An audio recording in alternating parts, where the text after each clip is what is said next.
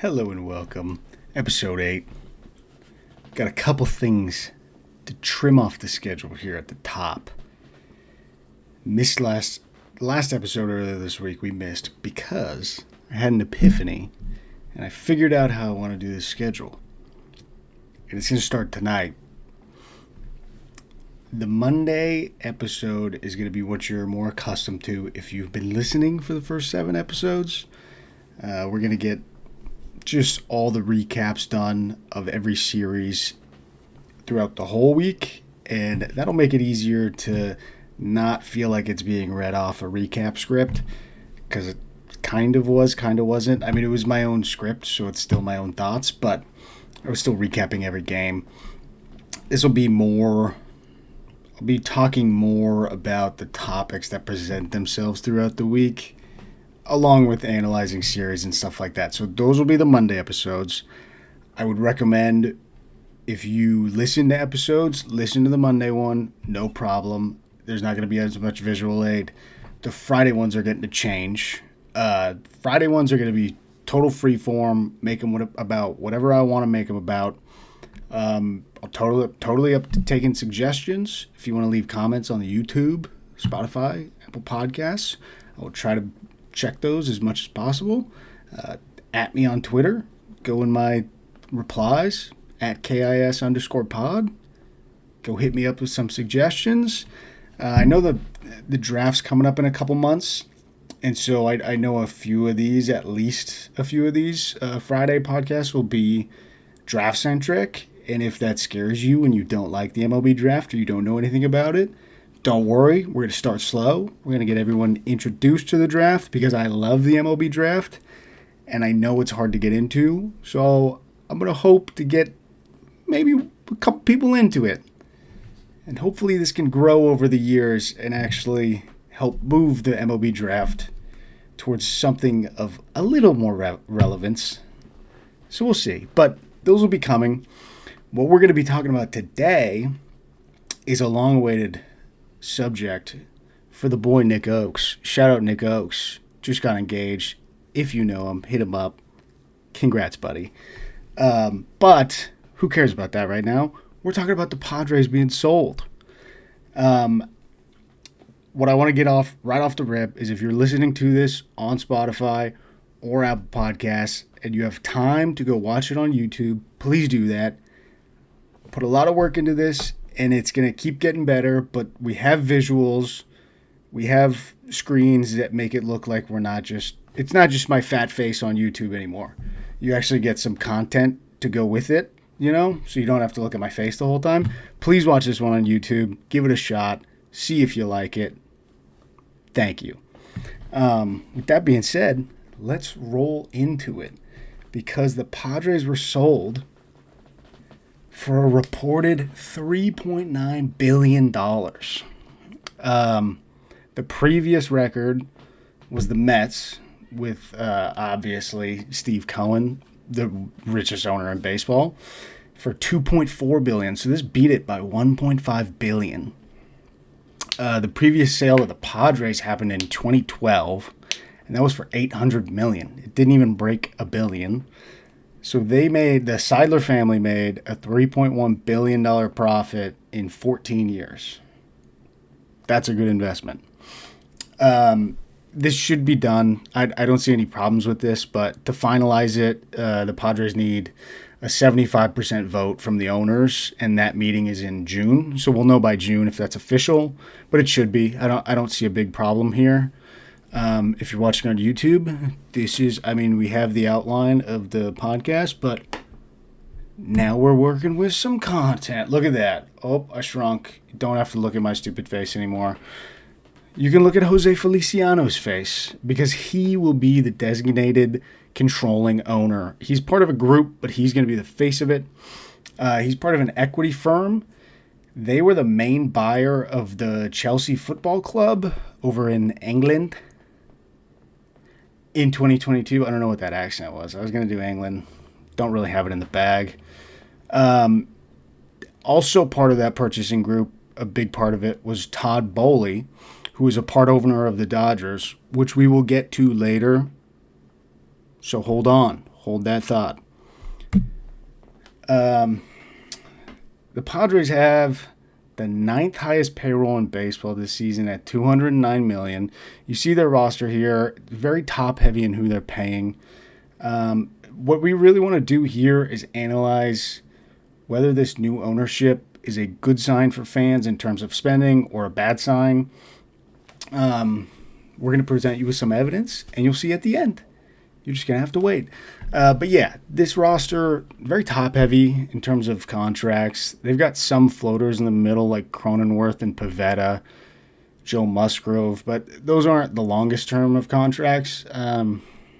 Tatis needs to return to an elite level to get the returns on that $37 million a year late in that contract. And the Machado one, the back-end years might not be too great. We'll talk about it a little bit, but the Xander one is the real killer. There's a lot of money that comes off the books in the next couple years. Like I said, Machado and Tatis tick up in 3 years. So while you're going to be paying less money, the big contracts at the top get bigger in the next couple of years.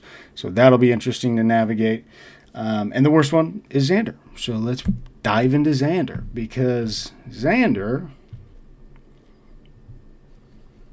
he ended his Red Sox tenure with 4 of his 5 last years there having 4.9 WAR or higher, 3 All-Star appearances, and he was a star.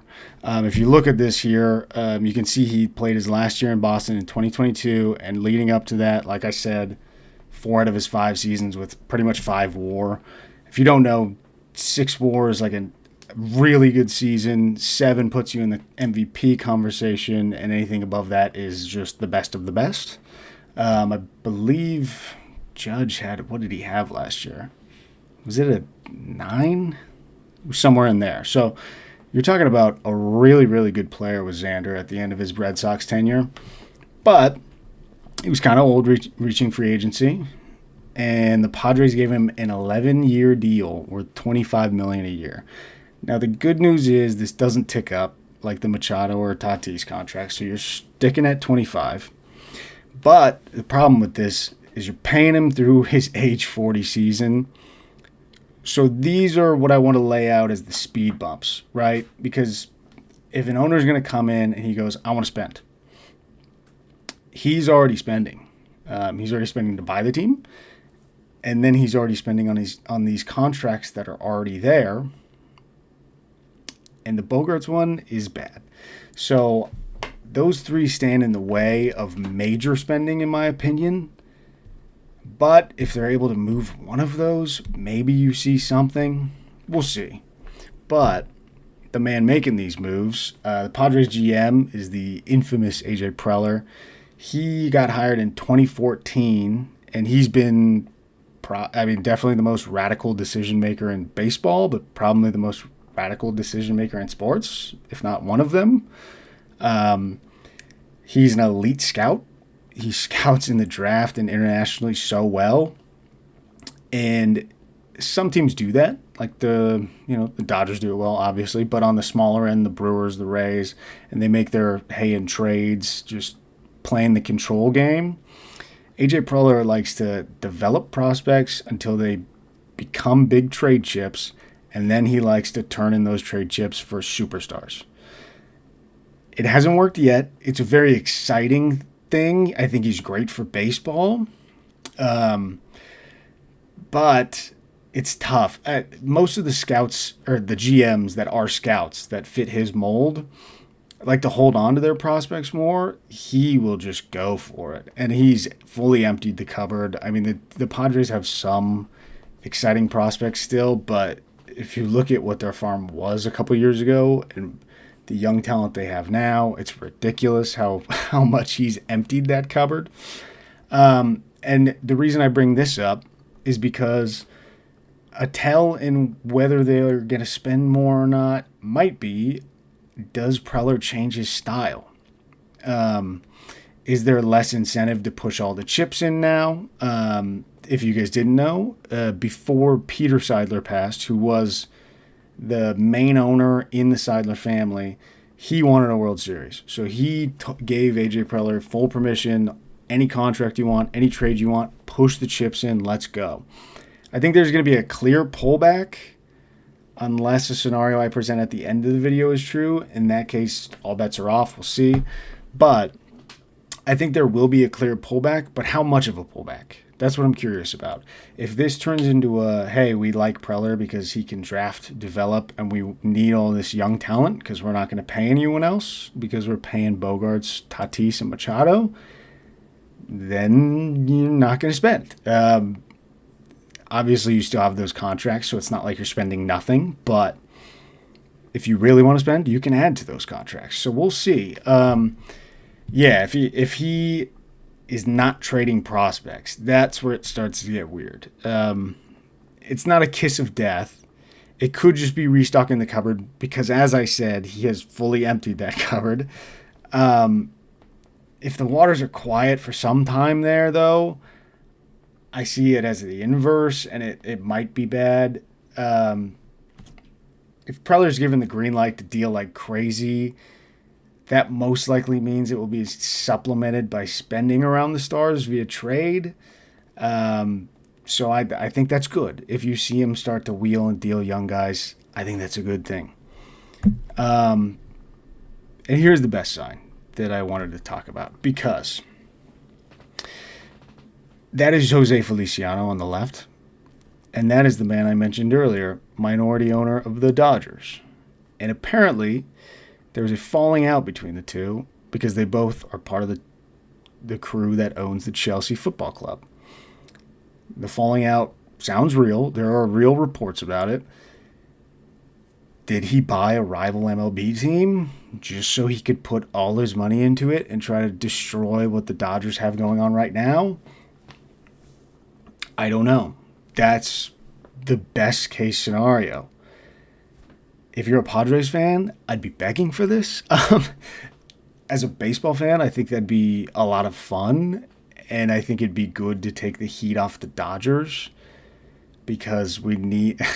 If baseball stops because of them, that sucks. But yeah, I think that's best case scenario for the Padres. That's the best case. But I want to look at a little bit more evidence because this evidence bleeds into our next topic. And it's interesting. If you look here at this graph, you might not know what it is.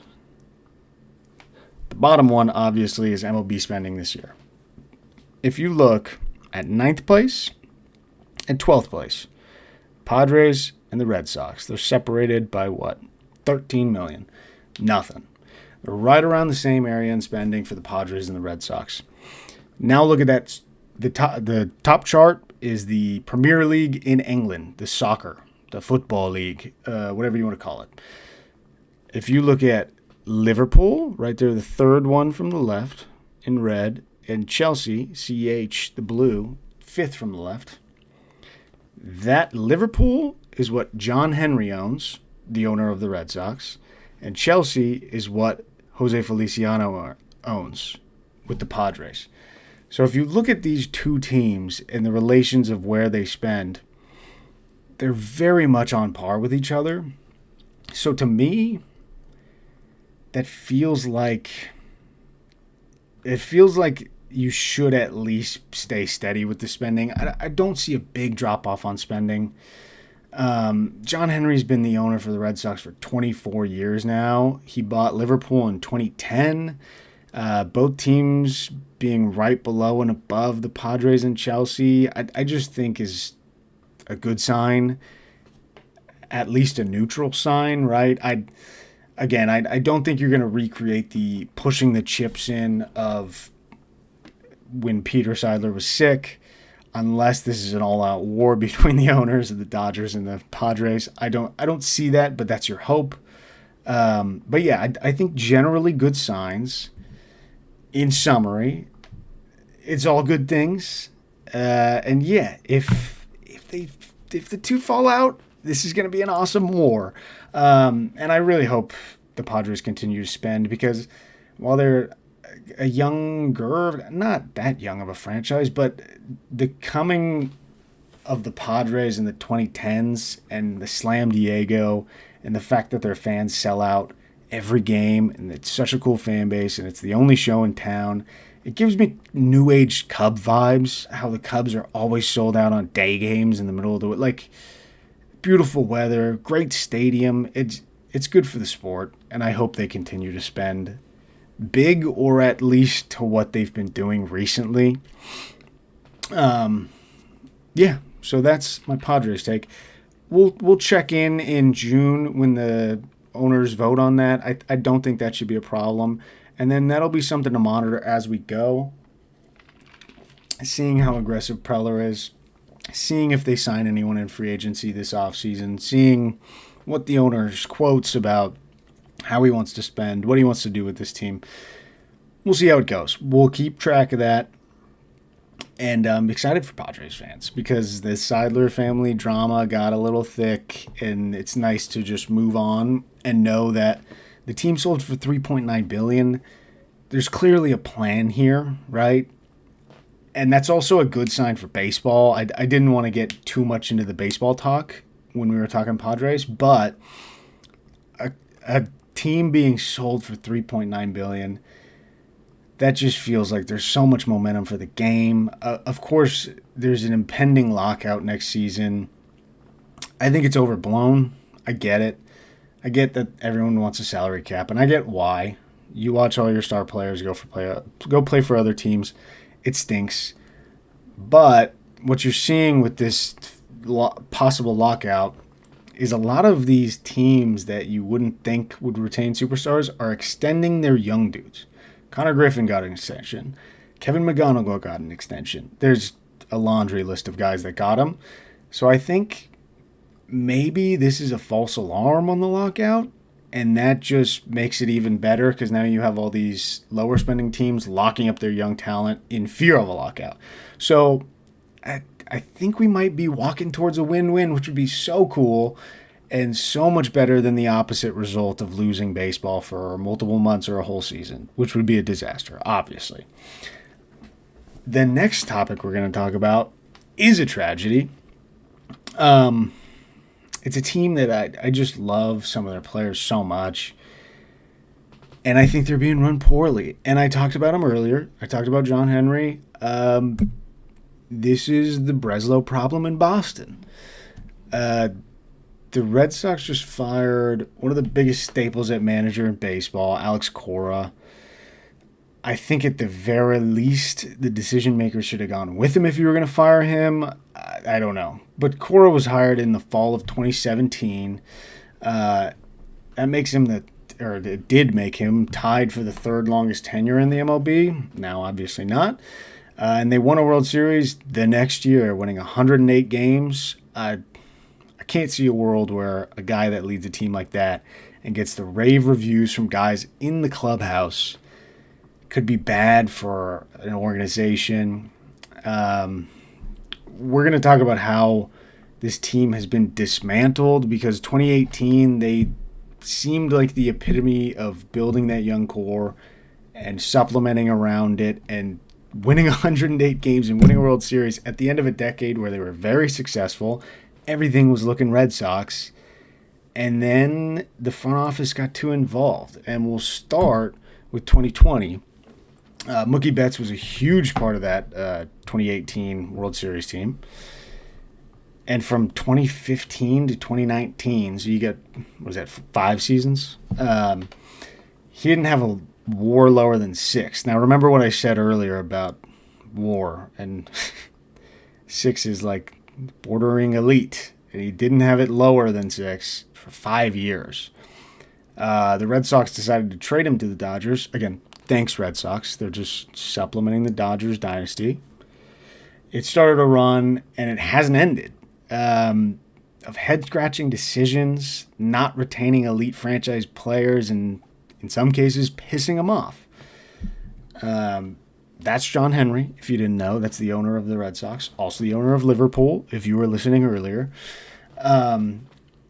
While he certainly has not seemed like the same owner he was in the late 2000s, early 2010s, there's no way to know how much blame there is on John Henry. I've heard some things about how his running of the team is more hey, we want to make a profit off of this. If that's the case, that's a problem. They're still spending the amount of money to where it's like, this doesn't feel like just a cash grab for the owner. So for me, that just brings it to Craig Breslow, because there's a clear disconnect between how this team wanted to be run from the front office this season at least, and how Alex Cora wanted to do his thing. Craig Breslow, journeyman reliever, so he pitched in the MLB for 12 seasons. He also went to Yale University before pitching in the MLB, and no problem with Yale specifically, but that's part of my problem with them, and we'll get to that. Plenty of the new age decision makers in front offices, they're littered all over the place. It's harder to find an old school thinker in the front office than it is a new school. They're everywhere, and they're driven by analytics and data, and they're very smart for the most part, but they also mix that with baseball feel and put people who have been in the game around them and around the team. The thing I don't understand is Breslow's been in a bullpen, in a clubhouse for over a decade. He should know what makes a team tick. He should know that it's not all about the data and the numbers. He should know that when it's just he's dealing the core of the team time after time after time. It doesn't work. You can't do that. And while he's smart in the analytical stuff, and they've been able to tweak pitchers pretty well for the last couple of years, he seems to miss on the part of making the right move on the spreadsheet. He acts holier than thou if you question him. And that's my problem with the Yale thing. It's like, do you think you're smarter than everyone else? And it feels like he does, which is unfortunate. Because this, again, like I said, this is an organization I want to root for. I like watching the Red Sox. I like Roman Anthony. I like Garrett Crochet. They're fun to watch. And when the Red Sox are good, I think that's good for baseball. Breslow started off his tenure in 2023 by dealing oft-injured and aging pitcher Chris Sale, which, if you look at a spreadsheet, tell you it's the right move. Even if you asked me then, I might have agreed. It didn't feel like Chris Sale was going to climb out of this hole because he just kept getting injured. To be fair, I'm not making that decision, so I get to judge it. Sale went on to win the Cy Young and make the All-MLB team with the Braves literally the next year. While this move sounds bad and looks bad, there's going to be much more damning evidence here. The biggest is going to be what went down last year. In the offseason, you have this great young core around your franchise guy in Rafi Devers. You added Crochet. Anthony's coming up. And they go out and they get Bregman. And it's clearly a deal where Bregman wants to get his bag, but also be able to go back into free agency to get a long-term deal. But I wasn't concerned with it at the time. If you don't know this, Devers was locked up as the franchise third baseman. Now, he wasn't a very good defensive asset at third base, and everyone knew at a certain point he would either move to first or to DH, but he wasn't ready for that. Before the 25 season, the Red Sox signed Bregman. They assumed correctly that Bregman wanted the insurance of multiple high-paid years, but if he had one great year, which he did, he could opt out and get that long-term deal he was looking for, like I said. The Red Sox did this, but they didn't talk to Devers beforehand. So then there was this weird back and forth in the media. It seemed like Devers got asked about it by the media before anyone from the Red Sox or the front office could talk to him, not tell him what to say, but talk to him to the point where he was comfortable with saying something nice. But his only response was, "I play third." It's pretty damning. Devers eventually did move off third base, which you got your request. You got the better third baseman in there. Your franchise player moved. What more could you want? It's too late. Breslow saw the contract as underwater, and reportedly teams around the MLB saw this as underwater because he's a high bat speed, aging, non-defensive threat. Like, I understand the profile, the back end of the contract, maybe the last 3 years or so might get messier, but that's a franchise player. And you're never, my thing is, if you're going to extend or sign a star franchise style player, you're never going to get value on the contract. Unless it's like Shohei Ohtani, and that's ridiculous because he's making $700 million. But the value you're going to get on the field is never going to match the contract. You have to overpay these guys. I forget who says it. I think it might be an NFL GM, but it applies to the MLB too. If you are sticking to your projections on free agents, actually, I believe it was the Dodgers GM. I apologize. If you are sticking to your projections in free agents, you will sign 0 free agents. You have to get uncomfortable. You have to go above what you want to do. So to trade your franchise player claiming that the contract is underwater, I just hate it so much. So this is the result. You see Bregman in a Cubs jersey and Devers in a Giants jersey. Devers was traded to the Giants a couple months into the season last year. This was after he moved to first for the Red Sox. And, you know, the prospect package, not good. Worse than that, the few prospects that were somewhat exciting for the Red Sox, James Tibbs was drafted last year. I believe like the 14th pick, lefty mashing outfielder, Kyle Schwarber type. He's not going to be Kyle Schwarber, don't quote me on that, but that type of player, right? Not a defensive asset, but mashes. They traded him for a couple of poor months of Dustin May. Why? Where? When? What? Huh? Why? Insane. The other player they got that was very interesting was Kyle Harrison, who is a left-handed pitcher, young starter, good player. They dealt him to the Brewers this offseason, and they got back Caleb Durbin, who's done generally nothing, and David Hamilton, who's done generally nothing. So in the Devers trade, they got back a couple interesting pieces, but it was still underwhelming to me. And then they dealt those underwhelming pieces. It makes no sense. I don't get it. To wrap this in all in a neat little bow of just crap from Craig Breslow, Alex Bregman had the year he desired, opted back into free agency. As most of you know, as you can see in the picture, he signed with the Cubs. But it's on record that he loved Boston. He wanted to return. With the Devers money cleared, like Devers is gone, the contract's gone. What's the holdup? Pay the guy. Every young guy, and the Red Sox are a young team, especially on the hitting side.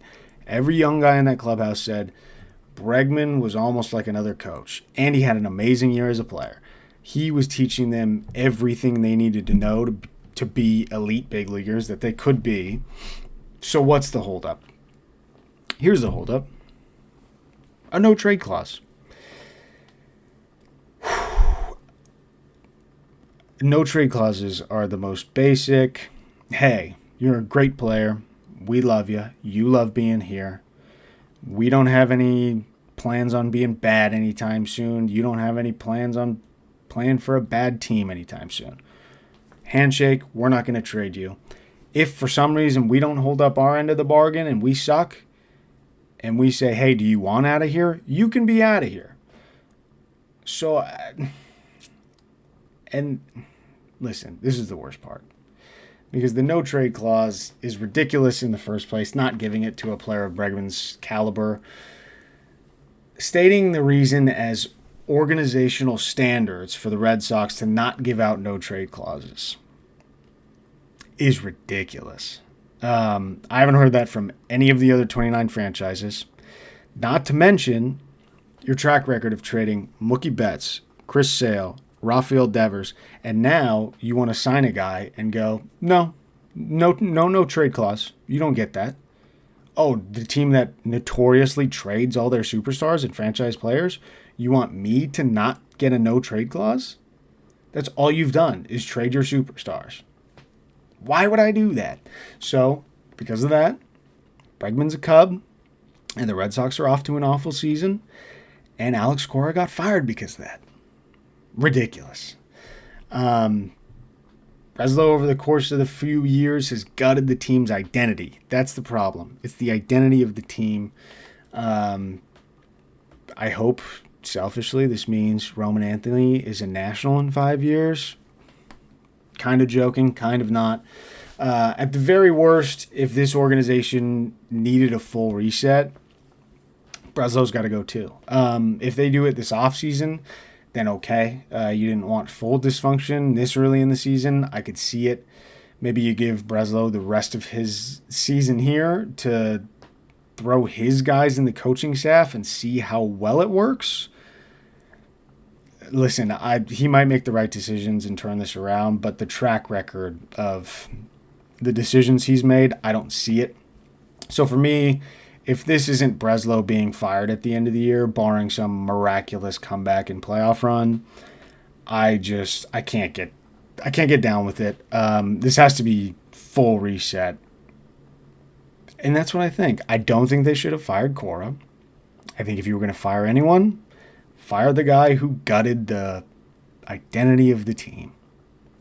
That's what I have to say. There you have it. That's a full-blown Padres ownership breakdown and a breakdown of the meltdown in Boston. I don't think the meltdown in Boston is going to get any better. This feels like a move where the Red Sox kind of just float in perpetuity for the rest of the year. So that'll be interesting to track. Again, if you guys have any suggestions for topics on this kind of show where I can dive into anything, if you want, I know I have a lot of people listening that aren't as into baseball. If you want anything, if you hear anything you don't understand and you want stuff broken down, ask me a question. If you have my number, shoot me a text. Shout out to all my family that's listening. Grandy, I love you. Yeah, these are going to be the Friday episodes. I had so much fun making this episode. I hope you watched on YouTube. Big upgrades to the graphics. I know it's nothing special, but at least there's something to look at, and we're going to keep getting better and stacking days. So stick with me. If you like listening to podcasts, the Monday episodes, they're going to be more talking. It's going to be a lot of yapping. But these ones, I'm going to do my best to make them as good of videos as I can make for YouTube. So I would appreciate it greatly if you watch them on YouTube. I love you all. Everyone have a great weekend. And go baseball, baby.